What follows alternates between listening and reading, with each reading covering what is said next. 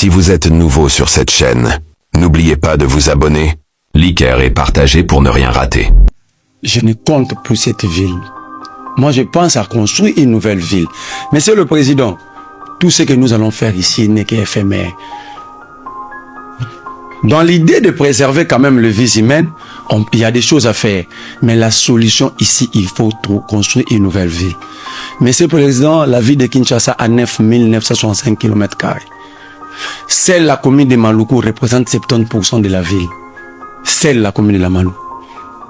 La ville habitée, sur les 30% restants, ne représente même pas 20%.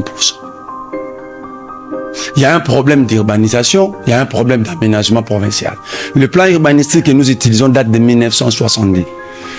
Le nouveau plan sous Matata Ponyo, avec l'appui de la PNID, a été réfuté par l'Assemblée nationale dans l'idée que ça réduisait le taille des avenues et des rues. Donc, nous continuons de 1970. Or, en 1970, la ville de Kinshasa n'avait que 6 communes.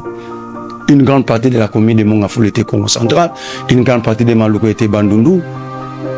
Alors, lorsqu'on grandissait la ville, on tentait de quitter de 6 communes à 24 communes, rien n'a été pensé en avance.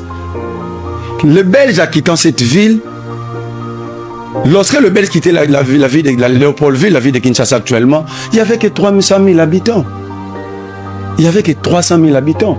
La projection maximale selon le colon, c'était une ville en mesure de prendre en charge 2 millions d'habitants.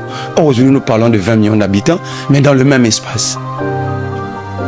L'urbanisation n'y est pas, l'aménagement provincial n'existait pas. Donc, en fait, je prends les cas de routes qui sont en train d'être construites ici. On construit des caniveaux, non? S'il y a une pluie de 33 000 mètres et que ces caniveaux se remplissent, où sont les collecteurs? Il y a un problème. Je suis parfaitement d'accord avec vous, nous devons tous penser cette ville parce que nous risquerons tous de payer les prix. Mais il faut penser déjà comment construire une nouvelle ville. Mais vous allez là où on peut construire la nouvelle ville. Qu'est-ce qu'on y trouve? Kabila lui-même a plus de 2000 hectares. Kingakati. Tu sais qu'il vient de penser c'est 1400 hectares.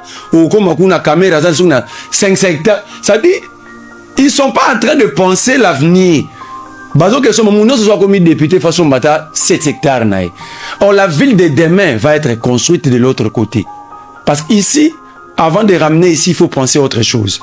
Il faut désengorger la ville, construire une nouvelle ville.